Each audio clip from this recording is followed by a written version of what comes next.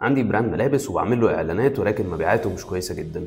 ايه الخطوات اللي ممكن اراجعها علشان اتاكد ان انا ماشي صح؟ اول حاجه محتاج تتاكد منها الاعلانات بتاعتك ايه الكرييتيفز اللي موجوده فيها. مش كفايه ان انت تصمم صوره حلوه او تعمل اعلانات كاروسيل وبس. الناس بتحب تشوف حاجه شبههم طبيعيه. اعمل فيديوهات على قد ما تقدر طبيعيه بتليفونك توصل للناس احساس وكأن المنتج في ايديهم. وكتر الكرييتيفز اللي في الاعلان على قد ما تقدر. اتنين، محتاج تتاكد اللاندنج بيج اللي الناس بتنزل عليها شكلها عامل ازاي. القضيه مش بس موجوده في الاعلانات، ساعات بيبقى الاعلان ممتاز ولكن اللاندنج بيج اللي الناس بتروح عليها هي اللي بتقفلهم ان هم يكملوا. تلاتة، خطوات الطلب. لو في اكتر من 4 خطوات علشان العميل يكمل الطلب فهو غالبا مش هيكمل.